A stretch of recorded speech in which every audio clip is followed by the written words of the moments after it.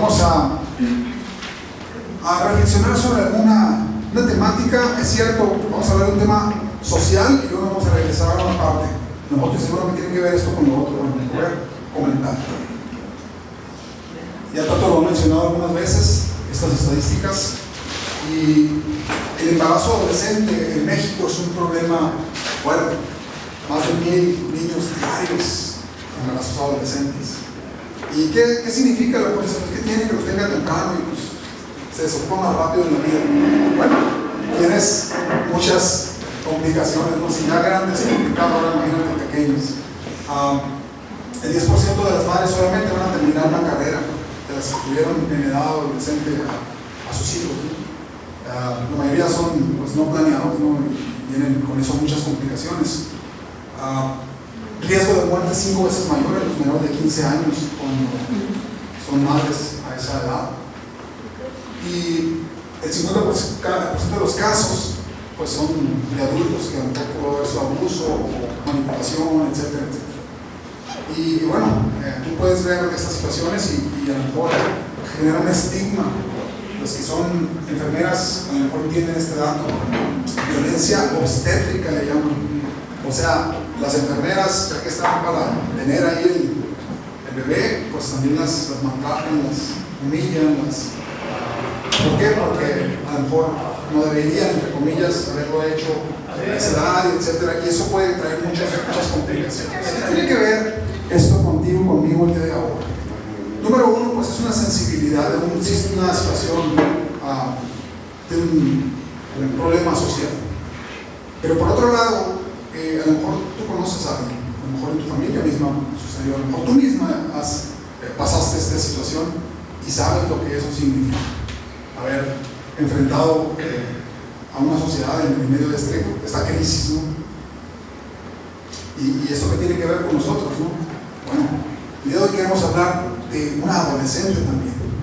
De una adolescente que a lo mejor el día de hoy celebramos con mucha romanticismo, si quieres llamarle, ¿no? Con mucha pues, tradición, con muchas villancicos y con muchas cosas, pero queremos llevarnos al punto donde qué fue lo que realmente estaba pasando de manera muy aterrizada, ¿no? Sin todas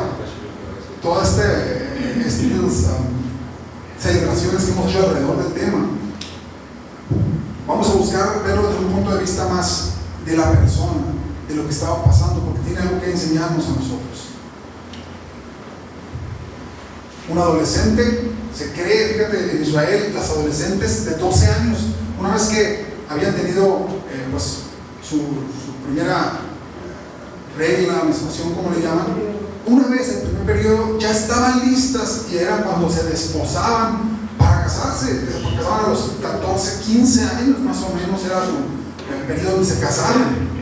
Pues la escritura habla que María estaba desposada de José, es decir, debería tener unos 13 años, 14 años, a lo mejor sí mucho.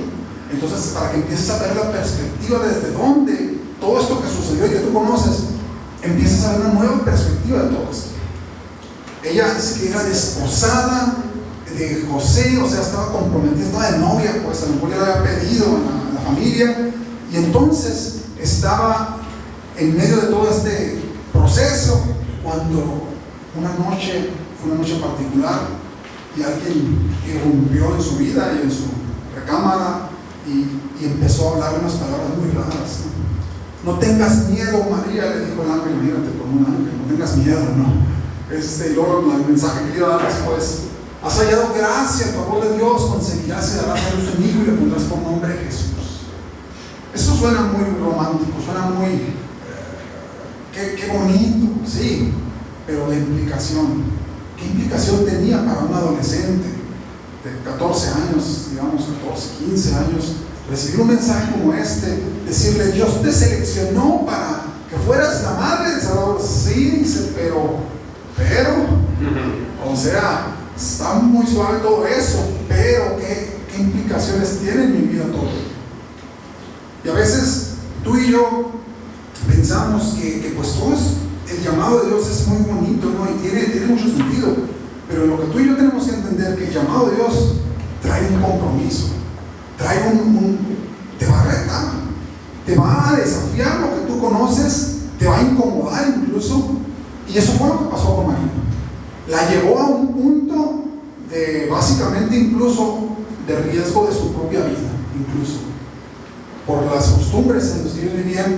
Y entonces la historia dice así, después del 30 dice: llamarás, él será muy grande, lo llamarán Hijo del Altísimo. El Señor Dios le dará el trono de su antepasado David y reinará sobre Israel para siempre. Su reino no tendrá fin. Y luego María responde: pero ¿cómo va a suceder todo esto si yo soy virgen? El ángel le responde: el Espíritu de Dios vendrá sobre ti y el poder del Altísimo te cubrirá con su sombra. Por tanto, el bebé que nacerá será santo y será llamado Hijo de Dios. Además, tu pariente Elizabeth también está embarazada. Era una anciana, ya está embarazada, y esa fue una señal. Antes la gente decía que ella era estéril, pero ha concebido un hijo y ya está en su 6º mes de embarazo, Elizabeth. Pues la palabra de Dios nunca dejará de cumplirse. María responde: soy la sierva del Señor, que se cumpla todo lo que has dicho acerca de mí. Y el ángel la dejó. Mientras el ángel está ahí enfrente y escuchas el mensaje, qué maravilloso. Pero el ángel se da la vuelta y desaparece.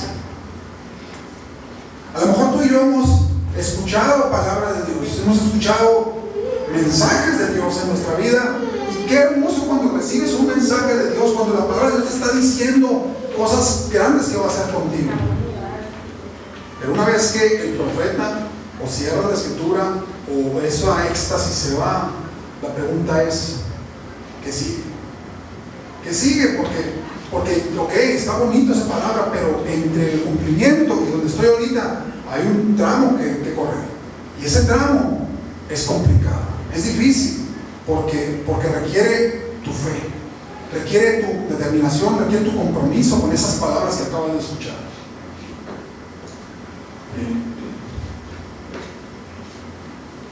En este tiempo todo el mundo buscamos ser organizados, y más ahora en diciembre. A lo mejor ya te compraste tu agenda de 2026 y a lo mejor en el intercambio te van a regalar una agenda, o ahora a lo mejor ya la llevas electrónica y bueno, pues ya tienes todo planeado ahí en tu Gmail, Calendar, y ahí está todo ya funcionando, ¿no?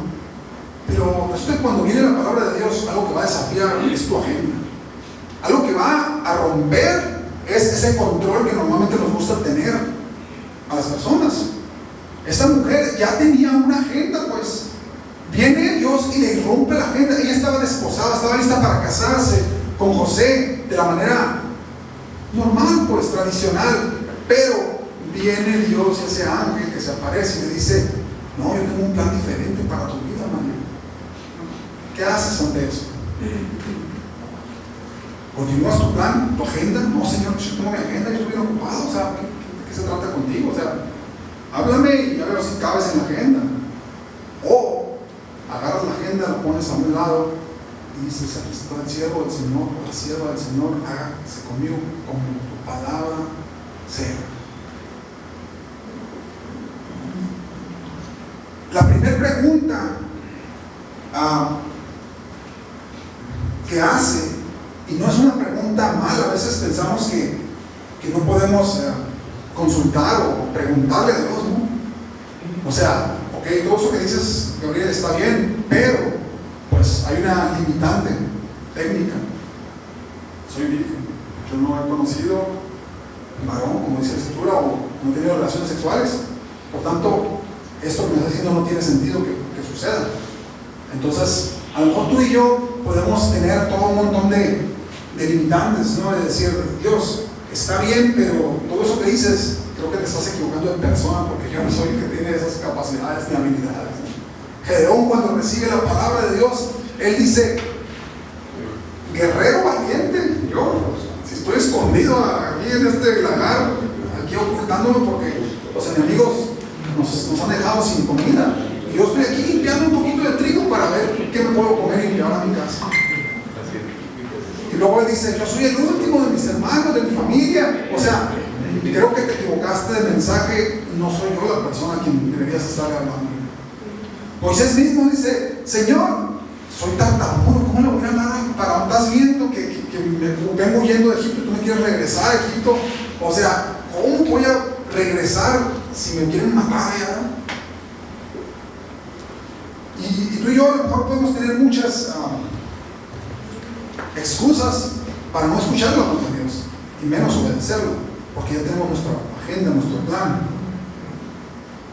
Cuando viene la palabra de Dios a Isaías, le dice, en medio del ritual del templo, en medio de toda esa, había todo un rito, una forma específica, un patrón de cómo realizar cada uno de los sacrificios, y en medio de todo irrumpe la palabra de Dios, dice, la gloria de Dios llena el templo. Isaías está en medio del templo, está solo, y dice, ¿a quién voy a enviar? ¿Quién irá por mí? Isaías, si tú ves, él pertenece a una familia real, a una familia, un estirpe pues importante en Israel. Seguramente tendrá muchas cosas que hacer, y él lo único que responde ante Dios es, heme aquí, yo voy a hacer eso que tú dices, yo te voy a representar. Así que Dios no está buscando agendas perfectas, pero sí un corazón disponible. Y la agenda perfecta a lo mejor vas a tener que ponerlo a un lado cuando la palabra de Dios viene a tu vida, y vas a tener que empezar a escuchar esa voz y a depender de Él. Viene la voz de Dios a Jeremías y le dice, antes de que nacieras, antes de que cuando estabas en el vientre, yo te conocía por nombre y te escogí como profeta. Pero él decía, yo soy un niño, ¿cómo me vas a entender? Estaba muy joven y él decía, yo no tengo la capacidad de enfrentarme a esta gente, o sea, ¿cómo lo voy a hacer? Y él dice, no te preocupes, yo voy a estar contigo. Y eso es todo lo que tú necesitas saber. Así que María tiene que estar sobre toda la lógica humana, sobre toda la agenda, sobre toda, y dice, el poder del Espíritu Santo va a venir sobre ti. Suena muy romántico, pero ¿cómo le explicas eso a José? ¿Cómo le explicas a José que el poder del Espíritu Santo vino sobre ti y que estás embarazada? José es el novio, pues. O sea, ¿cómo le explicas que esto tiene que ver con Dios y un ángel? ¿Cómo le explicas a tus padres? ¿Cómo le explicas al Sanedrín que una vez que te van embarazada y no estás casada, te van a apedrear porque la ley dice eso? Y que no es de tu novio. Y peor, no sé si es que no es de tu novio. Entonces, la pregunta es, todas las implicaciones, podríamos decir, que sucedieron, a veces las damos como por sentado, a veces las damos como porque, qué bonito la Navidad, sí es bonita, ahorita lo platicamos, pero ¿qué sucedió en aquellas personas que lo vivieron de primera mano esa primera Navidad? ¿Qué sucedió? ¿A qué los desafió en sus vidas? ¿Qué tuvieron que hacer? ¿Qué habilidades tuvieron que desarrollar para poder que tú y yo ahora leamos tan a gusto esa historia tan corrida, ¿no? tan así de ida nada más, una sola lectura y listo? Pero hay muchas implicaciones, y es lo que queremos el día de hoy hablar. El poder del Espíritu Santo te va a cubrir. Así que María dice, espérate, yo soy alguien racional, la lógica y la biología dice que yo tengo que haber tenido relaciones sexuales para poder estar embarazada, pero ¿cómo va a ser? No cuestionando a Dios de que no iba a ser posible, sino de alguna manera entendiendo para poder estar en la jugada de Dios. Fíjate, cuando un hombre de Dios recibe una palabra, Zacarías, en esas mismas fechas, le dice Dios a este hombre, vas a tener un hijo. Ellos eran estériles y ya estaban grandes. Vas a tener un hijo. Zacarías es esposo de Elizabeth, por cierto, prima de María. Y él lo que hace es, no puedo creer, mi esposa es estéril, yo también, ¿de dónde voy a sacar eso? Entonces dice el ángel, la señal va a ser que tú no vas a poder hablar hasta que tengas ese hijo. Porque muchas veces tú y yo, al hablar, estamos acostumbrados a quejarnos, estamos acostumbrados a que haya duda, y esa duda lo que hace es echar abajo la fe. A veces los propósitos de Dios habla cosas específicas sobre tu vida, y tú por la duda y por la incredulidad y lo que hablas hace que eso se venga abajo, porque la fe no ha estado presente en ti. ¿Qué hizo Dios? Enmudeció a Ezequías.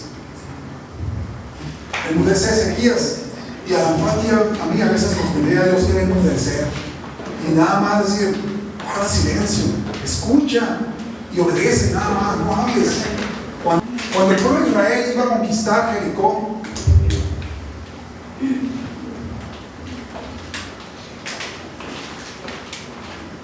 sucedió algo muy particular.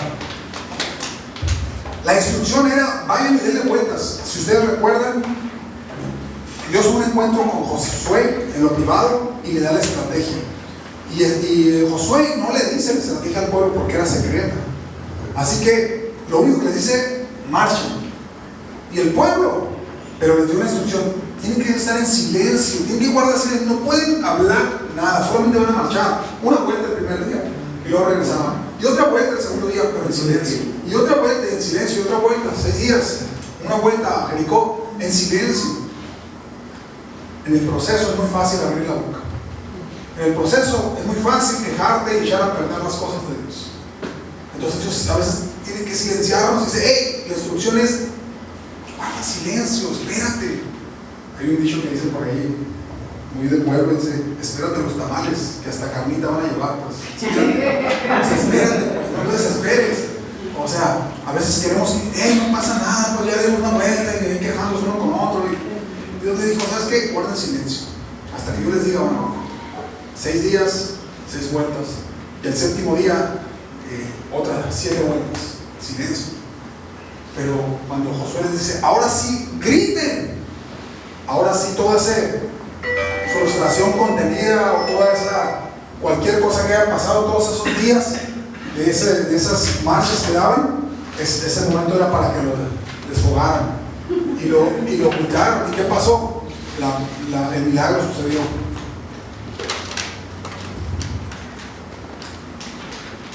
Las murallas de Jericó cayeron.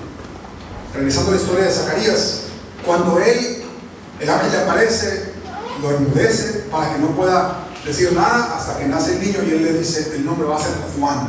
Y entonces empieza a hablar de las maravillas de Dios. Pero hay que aplicar la fe sobre la lógica, porque la lógica dice que eso no es posible. Y a lo mejor en tu vida y en mi vida, el llamado de Dios no tiene sentido, no tiene lógica lo que está pasando, ni lo que alguien ha hablado sobre nuestras vidas. Pero lo que Dios te invita a hacer es que guardes silencio y que apliques fe en vez de aplicar la lógica, porque la lógica va a desbaratar la fe. La lógica va a hacer pedazos la fe. Necesitas creer entonces y empezar a guardar silencio.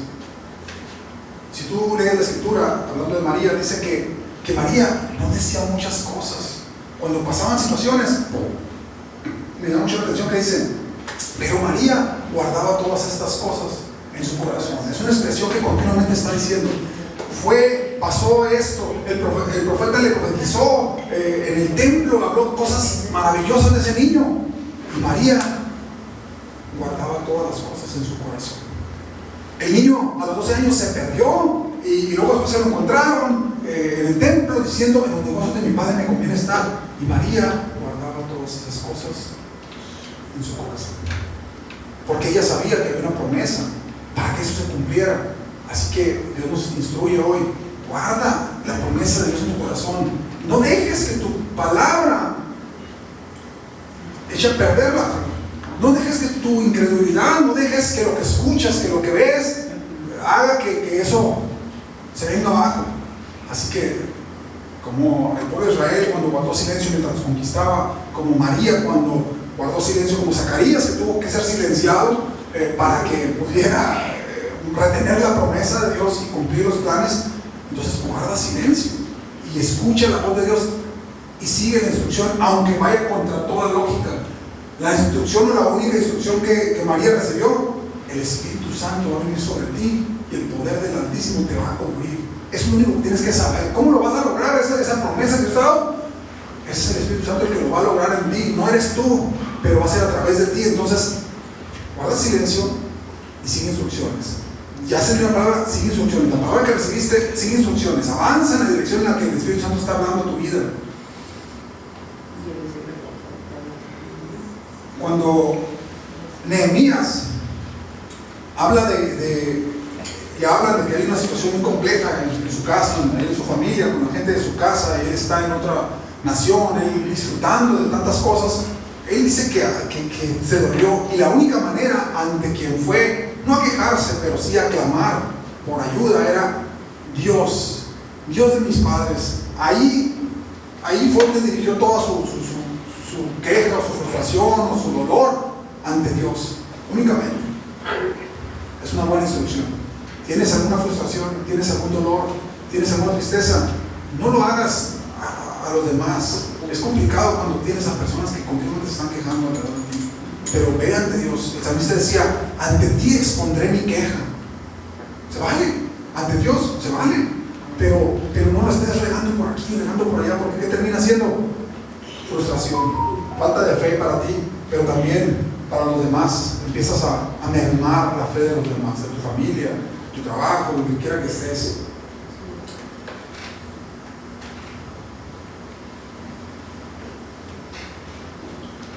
María escogió obedecer por encima de su seguridad. ¿Cuál era su seguridad? Su agenda. ¿Cuál era su seguridad? El que ella tenía un plan, de que ya estaba desposada, que se iba a casar. ¿Cuántos planes habían platicado a lo mejor José y ella?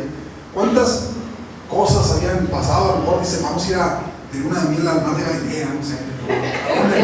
Vamos a ir al mar muerto, a pasearnos y a flotar en el mar muerto, no sé qué tipo de resorts había en el mar muerto. Pero el tema es que ya había una agenda.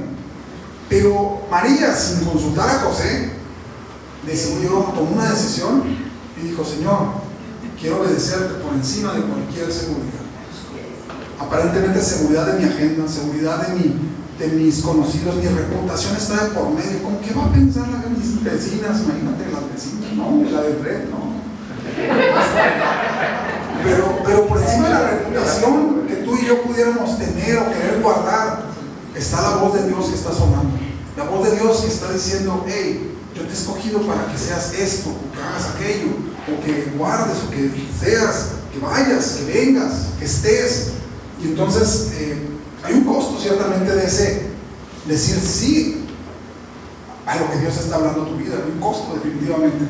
Decíamos, el verdadero discipulado, una característica que habla aquí, dice: soy la sierva del Señor. Y el original dice: soy la esclava del Señor, que se cumpla todo lo que has dicho acerca de mí. Cuando es la esclava, no tienes ninguna objeción, ni siquiera derecho, ni manera de decir nada, porque dices: te pertenezco a ti. Y el discipulado verdadero es un cambio de título de propiedad. Si tú le has entregado tu vida a Jesús, es cambiar el título de mí, yo me pertenezco a mí, a decir: ya no me pertenezco a mí, ya no vives tú, sino vive Cristo en mí. Lo que ahora lo vivo en la fe del Hijo de Dios, que me amó, que se entregó por mí. Ese es el verdadero discipulado y aceptación de la obediencia sobre mi seguridad, mi confort o cualquier cosa que yo pudiera pensar. Así que el discipulado no es cambio de creencia. ¿No? Tú piensas que ser cristiano es cambiarte la creencia. No, el ser cristiano es cambiar la propiedad. Ya no te perteneces a ti, ni le perteneces a nadie más. Pablo decía: basta ya el tiempo pasado para haber hecho lo que le daba la gana al mundo y a la carne y al diablo. Ahora ustedes le pertenecen a Cristo. O sea, compórtense como hijos de Dios, porque ya hay un título diferente de propiedad, ya hay un dueño diferente en cada uno de ustedes que ha aceptado a Jesús. Así que la sierva del Señor es la esclava del Señor. Haga lo que el Señor ha dicho que va a hacer. Y el día de hoy el Señor te invita a eso, que cambies ese título de propiedad y se lo entregues, se lo endoses, si así se puede decir. Lo endoses y dices: Señor, mi título de propiedad pertenece a ti. Cuando los agentes deportivos generalmente tienen un representante, las cartas, a lo mejor ustedes han escuchado hablar de ello, la carta, la ficha del jugador le pertenece a ciertas agencias, y esas agencias determinan lo que el jugador va a hacer. A veces en ciertos lugares, como la NBA y en otros lugares, de repente le avisan al jugador que ya está transferido.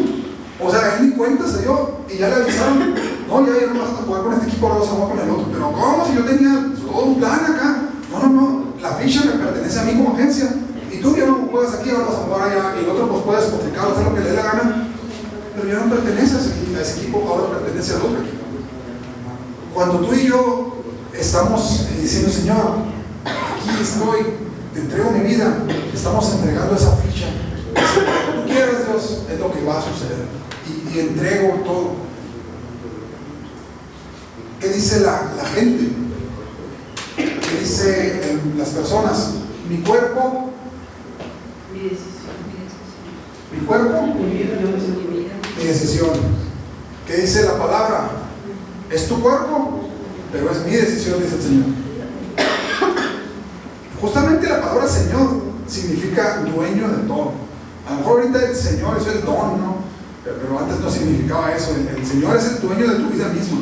Entonces, por eso los cristianos tuvieron tanto problema cuando decían Cristo, Jesús es el Señor, y luego allá decían no, el Señor es el César, porque era el dueño de la vida. Por eso el like y el dislike. Esto fue en tiempos de Roma, ni siquiera Facebook, ¿no? Ni Zuckerberg se le ocurrió eso. Si el César decía para arriba, aunque ya lo tuvieran listo para degollar, él no podía degollar a menos que volteara, y si el César decía que para arriba, la persona vivía. Y si el César decía que para abajo, se acababa ahí el corrido. Así que el Señor es el autor y dueño de mi vida, de mi tiempo, de todo lo que soy. El darle un sí a Dios es el punto de partida, ni siquiera es el final de la historia cuando tú le dices sí al Señor, sino es apenas el banderazo de salida. Es decir, de aquí en adelante va a pasar esto, y empiezas a vivir para Dios, y Dios te va a llevar a lugares, Dios te va a enfrentar a cosas. Ahorita mencionaba Machito y Jesús que ellos iban pues en su afán navideño, ¿no? Compras o no sé qué andaban haciendo, y de repente la agenda del reino los irrumpe. Pero es que me van a cerrar esa suelta, pero la gente del reino es diferente. Y dice, aquí está una persona que necesita de mí, necesita recibirme en su corazón. ¿Qué hay que hacer? Paro el carro y voy y hago lo que tengo que hacer. Porque la agenda de Dios va por encima de nuestra propia agenda. Ayer estábamos en un lugar y bueno, pegamos una situación por ahí y nos avisan que una persona conocida nuestra, socio de uno de los proyectos, está muy mal. Todavía ahorita está mal, pero ya más estable, ¿no? Según entendemos. Pero ayer de plano así, ya era. Entonces, no, pues que entraba primero sangre, pues ahí vamos, ¿no? Al hospital. O sea, nosotros orando por el Señor. Él ha estado aquí, ustedes algunos lo conocen. Vino a dar un testimonio en febrero del año pasado, o en este año. Tuvo un infarto y Dios le dio la oportunidad de vivir. Y ayer los médicos decían, no, ni el 5% hay, no hay mucho que hacer. Pero nosotros orando, Señor, tienes el control. Y esta noche, milagrosamente, no sé qué pasó, pues en la mañana decimos, no, todo bien, está estable. Hicieron un procedimiento, está, o sea, crítico, pero estable. Cuando ayer le van a decir, no, ya desconecto, ya no hay nada que hacer. Entonces, pero la agenda del reino, ¿a qué voy?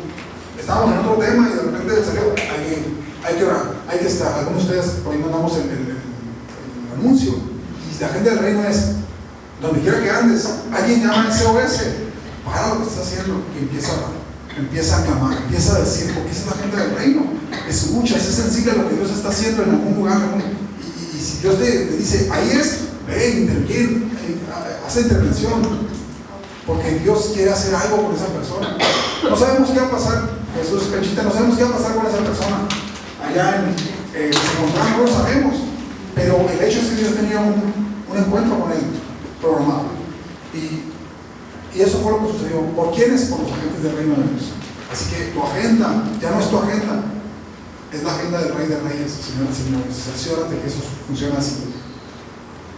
El proyecto piloto es, vamos a ver si funciona, ¿no? Generalmente las empresas pues obviamente no quieren invertir todo de un solo jalón para un proyecto que es nuevo, así que hacen un plan piloto para ver si funciona. Entonces ya le invertimos y ahora sí lo hacemos más grande. Y a veces tú y yo estamos jugando a ese juego con Dios.